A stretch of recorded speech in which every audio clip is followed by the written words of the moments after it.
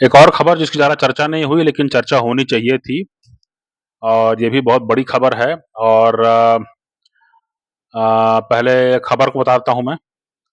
खबर ये है कि अ, अभी जो है चुनाव चल रहे हैं, चुनाव का प्रक्रिया चल रही है, चुनावी अभियान जो है पूरे ज़ोर पर है अमेरिका में और जो है इसलिए नेता जो हैं वो अपने-अपने तौर पर जो है अपने-अपने वोटर को जो है संदेश देने का प्रयास कर रहे हैं और ये दिखाने का कोशिश कर रहे हैं कि एक ज़बरदस्त नेतृत्व जो है उनका वो जिसका समर्थन करते हैं, वो एक ज़बरदस्त नेता है, एक बहुत ताकतवर नेता है, एक बहुत ही निर्णायक नेता है ना?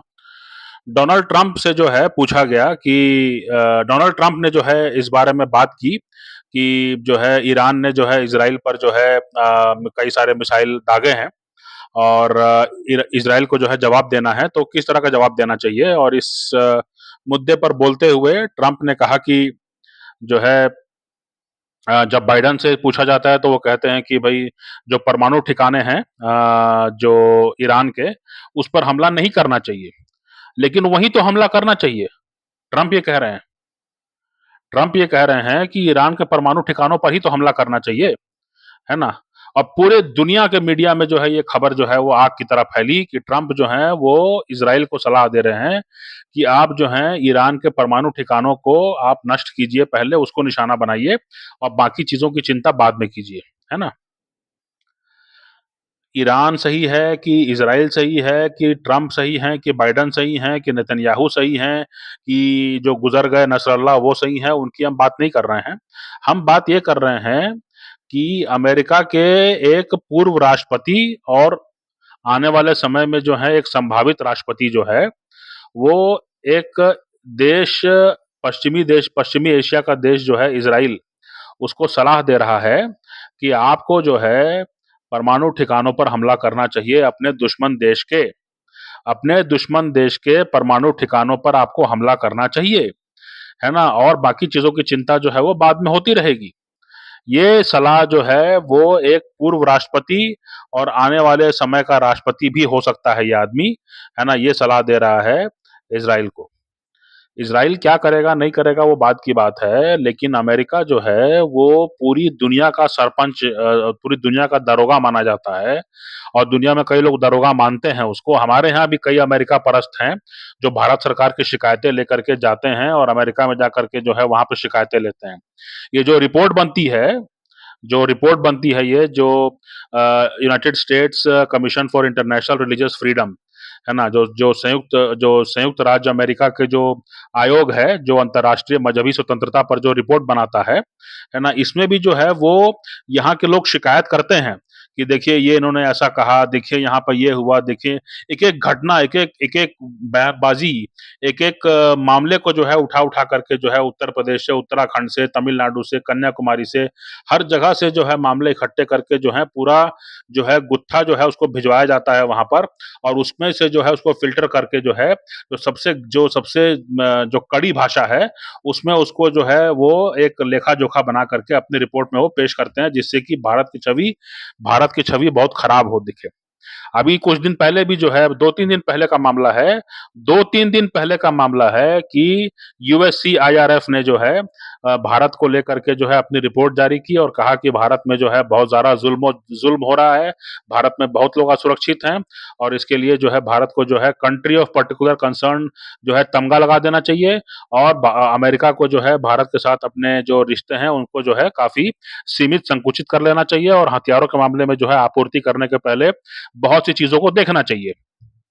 ये वो कह रहे हैं और 2-3 दिन के बाद में है उनका पूर्व राष्ट्रपति, है ना? पूर्व राष्ट्रपति अमेरिका का जो सिस्टम है, उसमें राष्ट्रपति के पास सारे अधिकार होते हैं। राष्ट्रपति जो है, वो नागरिक जो सेटअप है उसका भी जो है प्रमुख होता है और वहाँ का कमांडर इन चीफ भी होता है। यानी कि जो राष्ट्रपति है और उसके पास अधिकार होता है जब राष्ट्रपति चुना जाता है, तो राष्ट्रपति चुन के आता है, तो वो अपना प्रशासन बनाता है। वो तय करता है कि मतलब जैसे हमारे यहाँ है कि संसद है, संसद में जो है संसद में प्रधानमंत्री जो है पूरे संसद के नेता हैं। लेकिन उनके यहाँ वैसा संसद का नेता वाला मामला नहीं है, उनके यहाँ मामला इस तरह का है कि राष्ट्रपति चुना गया है और राष्ट्रपति जो है वो अपने हिसाब से जो है सब कुछ नियुक्तियाँ करेगा। पूरा ऊपर से नीचे तक प्रशासन की नियुक्तियाँ वो करता है और पिछले प्रशासन के लोग जो हैं वो जो रहना चाहते हैं वो रहें, मतलब जिसको रखना चाहता होगा राष्ट्रपति वो रखेगा और जिसको नहीं रखना चाहता होगा नहीं रखेगा, है ना? तो पूरे अमेरिका को चलाने वाला व्यक्ति जो है, जो 4 साल अमेरिका को चलाया और आने वाले 4 साल भी हो सकता है कि वो चलाए, वो आदमी जो है दूसरे देश को सलाह दे रहा है कि अगर आपको हमला करना है, तो परमाणु ठिकानों पे हमला कीजिए और बाकी चीज़ों की चिंता मत कीजिए। ये वही अमेरिका है जो 90 के दशक तक जो है भारत को परमाणु परीक्षण करने नहीं दिया। है ना? उसने डर डर दिखाया कि आप पर जो है पाबंदी लग जाएगी और आप पर अंतर्राष्ट्रीय नियम लागू होंगे और आपको हम जो है ये पाबंदी लगा देंगे, आपके आने जाने पर जो है हम काफ़ी माने दिक्कतें खड़ी कर सकते हैं आपके लिए, हमारी बात को मानिए और परमाणु परीक्षण का आइडिया छोड़ दीजिए। भारत को जो है 90 के दशक तक जो है, पहला हमने जो परीक्षण किया था 1974 में किया था, 1974 में। 74 से लेकर 99 तक, 98 तक जो है हमने परीक्षण नहीं किया, हालाँकि सरकारें जो हैं वो करना चाहती थी, लेकिन अमेरिका ने दबाव बनाए रखा, उन्होंने कहा कि आपको परीक्षण भी हम नहीं करने देंगे, हमारी ताकत इतनी ज़्यादा है ना? और पूरी दुनिया हमारे साथ है। और वही जो है अपने जो मित्र देश है इज़राइल उसको कह रहा है कि आप अपने दुश्मन देश के परमाणु ठिकानों को खत्म कर दीजिए, उसके बाद में तो बाकी अपन लोग निपटते ही रहेंगे, है ना? ये सलाह दे रहा है। ये अमेरिका का सिस्टम है, ये उसका दोमुहापन है ना? और ये लोग जो हैं भारत को और पाकिस्तान तो खैर बदनाम है ही, लेकिन भारत में निवेश ना आ सके और भारत को जो है हम दबाते रहें और भारत को जो है हम आगे ना बढ़ने दें और भारत का टैलेंट है, उसको हम वो वहाँ पर वो माने विकसित ना हो पाए और भारत का टैलेंट जो है वो अमेरिका में आके नौकरी करे और 5-6 साल बाद जो है वापस चला जाए, है ना? माने भारत का टैलेंट जो है वो अमेरिका का जो है सर्विस करे, अमेरिका में नौकरी करे, अमेरिका की इकोनॉमी को जो है आगे बढ़ाए, लेकिन भारत की इकोनॉमी आगे नहीं बढ़नी चाहिए। और भारत में जो मजहब का जो धर्मांतरण हो रहा है अमेरिका के इशारों पर, है ना? वो रुकना नहीं चाहिए। यहाँ के लोग जो हैं वो गड्ढा खोदते रहें, यहाँ के लोग जो हैं वो मिट्टी यहाँ से वहाँ डालते रहें, यहाँ के लोग जो है वो नाली साफ करते रहें 100 दिन, साल के 100 दिन और उसके बाद जो है ये कैसे बदनाम किया गया? बदनाम ऐसे किया गया कि ये कहा गया कि भाई भारत पाकिस्तान के बीच में कश्मीर जो है वो न्यूक्लियर फ्लैश पॉइंट है। ये अंग्रेजी का शब्द जो है इजाद किया गया और उसके बाद से जितने भी लेख होते थे, जितने भी अंतर्राष्ट्रीय लेख हुए हैं, जितने भी जो है मैगजीन में लिखा गया है, जितने भी जो है टीवी डिबेट्स हुए हैं, ये सब में ये शब्द दोहराया जाता था। Nuclear flash point, nuclear flash point, nuclear flash point. बार-बार दोहराया जाता था कि अब कश्मीर जो है वो भारत-पाकिस्तान के बीच में न्यूक्लियर फ्लैश पॉइंट है। तो जब आप पूरी दुनिया को संदेश दे चुके हैं कि भारत में भी परमाणु मिसाइल गिर सकती है, पाकिस्तान गिरा सकता है और पाकिस्तान में भी गिर सकती है। तो भारत-पाकिस्तान दोनों जगह विदेशी निवेश तो नहीं आएगा। भई मेरे पास पैसा है, मैं सोचता हूँ कि भारत में पैसा लगाऊँ। तो भारत में पैसा लगाने के लिए जब मैं पता करूँगा कहाँ पैसा लगाना है, क्या करना है, तो मुझे मालूम पड़ेगा कि पूरा जो लिटरेचर है, जो पूरा जो मैगज़ीन है, जो गूगल है और हर जगह जो है यही बताया जा रहा है कि कश्मीर जो है वो न्यूक्लियर फ्लैश पॉइंट है। कश्मीर का मामला सुलझ नहीं रहा है और सुलझ नहीं रहा है तो इसलिए हो सकता है कि भारत-पाकिस्तान जो है वो एक-दूसरे पर जो है वो तंग आकर के न्यूक्लियर हथियार चला दें और इस कारण से यहाँ पर जो है इतना जनहानि होगी, धनहानि होगी, ये देश तो मिटने ही वाला है। तो इसलिए यहाँ पर निवेश करने की ज़रूरत क्या है? कौन पागल होगा जो निवेश करेगा यहाँ पर? है ना? तो इस तरह से जो है भारत में निवेश को रोकना, भारत को जो है प्रगति को रोकना और इसलिए भी क्योंकि हम लोग रूस के साथ थे, रूस से हम लोग का काफ़ी नज़दीकी संबंध था, इसलिए भी जो है अमेरिका को पसंद नहीं था कि जो है यहाँ पर निवेश आना चाहिए, यहाँ पर विकास होना चाहिए। उनको ये था कि भारत के जो इंजीनियर्स हैं वो काफ़ी काफ़ी डॉक्टर्स जो हैं वो काफ़ी जो हैं वो ये हैं मतलब अच्छे गुणवत्ता के हैं। इसलिए जो है हमको जितनी ज़रूरत होगी उतना हम वहाँ बुलाएँगे और वो वहाँ पे आकर के हमारी अर्थव्यवस्था की सेवा करेंगे। लेकिन भारत का विकास या भारत का जो है डेवलपमेंट नहीं होना चाहिए, है ना? ये चीज़ सुनिश्चित करने के लिए आपने पूरा लिटरेचर, पूरा डिबेट में भर दिया, आपने पाट दिया, है ना? कि जो है कश्मीर एक न्यूक्लियर फ्लैश पॉइंट है और जो है परमाणु जो है मिसाइलों का जो है आदान प्रदान हो सकता है भारत पाकिस्तान के बीच में, इसलिए कोई वहां मत जाओ और सब लोग जो है दुआं से दूरी बना के रखो। ठीक है? मैंने परमाणु हमले का इतना डर दिखाया गया कि भारत में निवेश आना जो है, निवेश को जो है आप रोक पाए और यहाँ की लचर सरकारें थी। 14 का पहले तो यहाँ पे लचर सरकार ही थी। उनका भी वही था कि भाई यहाँ के लोगों को हम विकास क्यों करना है, यहाँ के लोगों को तो है वो अपना सौंदर्यीकरण में कहीं लगा दो, तालाब का सौंदर्यीकरण करते रहें अपना, है ना? तालाब बनाते रहें, पानी हम पिएंगे या नहाएंगे हम। तो ये जो है इस तरह से जो है वो भारत को रोकते रहे और वही देश के जो हैं पूर्व राष्ट्रपति और आने वाले संभावित राष्ट्रपति जो हैं वो इजराइल को जो है खुले तौर पर मीडिया में कह रहे हैं कि भाई अपने दुश्मन देश का जो है परमाणु ठिकानों को नष्ट करो और बाकी जो है चिंता बाद में करो, है ना? वो सब जो है हम देख लेंगे। ये उन्हें आश्वासन दे रहे हैं कि तुम कर दो हम देख लेंगे, तुम कर दो हम देख लेंगे, हमको कौन क्या बोलने वाला है। ये है। और इन जैसी शक्तियों के साथ जो है समझौता करना, इन जैसी शक्तियों के सामने झुकना, इन जैसी शक्तियों को अपना बॉस मानना, ये 14 के पहले की सरकारें करती रही हैं। यही मेरा मुद्दा है आज। मेरा मुद्दा ये नहीं है कि ट्रंप ने कोई गैर जिम्मेदाराना बयान दिया है और इज़राइल क्या कर रहा है और इज़राइल क्या करेगा और ईरान क्या करेगा, क्या नहीं करेगा, ये मुद्दा नहीं है। ये मुद्दा है कि तमाम सारी सरकारें जो हैं भारत की, वो उन्होंने कभी ये सोचा नहीं कि अमेरिका जो है हमारे हमारे विकास में बाधा बन रहा है और अमेरिका को जो है अमेरिका हमको सुपर कंप्यूटर नहीं दे रहा है, अमेरिका हमको क्रायोजेनिक इंजन नहीं दे रहा है और अमेरिका हमको बदनाम कर रहा है कि हम जो है हमारे यहाँ जो है परमाणु मिसाइलें गिरने वाली हैं और इसलिए जो है कश्मीर एक न्यूक्लियर फ्लैश पॉइंट है और इसलिए जो है यहाँ पर निवेश और यहाँ पे कोई प्रगति का काम मत हो, ये लोग ऐसे ही गरीब बने रहें और यहाँ से जो टैलेंट हमको चाहिए होगा वो हम उठा के ले जाएंगे। यही मतलब मोटे तौर पर जो है ये अमेरिका का एजेंडा चलता रहा और यहाँ की सरकारें उसका जवाब देने में पूरी तरह से असफल साबित हुई हैं। 14 के पहले की 14 के पहले की जो सरकारें यहाँ पर रही हैं, है ना? वो बिल्कुल बिल्कुल दंडवत हो गई, बिल्कुल दंडवत हो गई। इतना ही नहीं, ये इतने मतलब परस्त हैं, इतने ये बने मतलब परस्त हैं और इतने जो हैं मतलब ये 2008 का जो 2008 का जो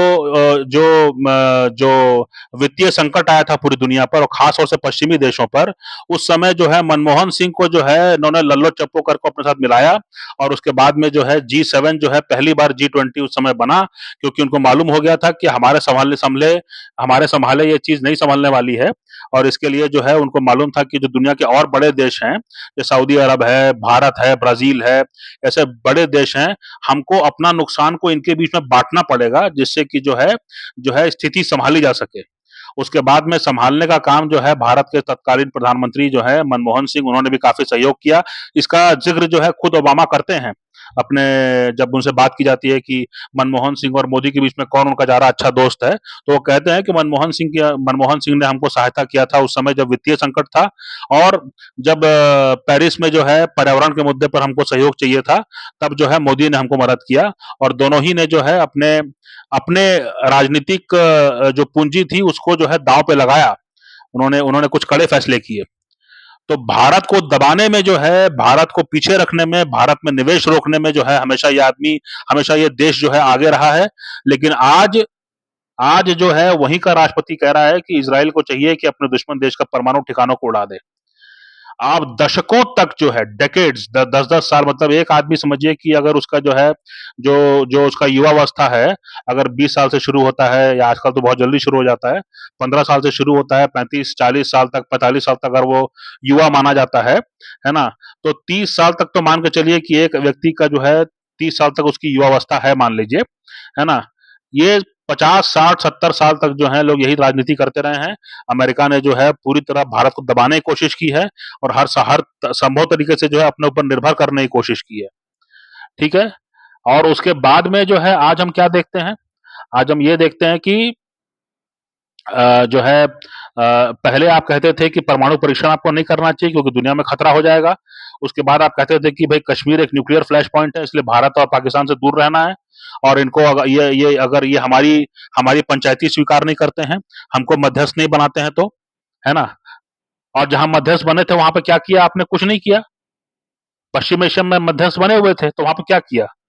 आज 40,000 लोग मर गए वहां पे गजा में।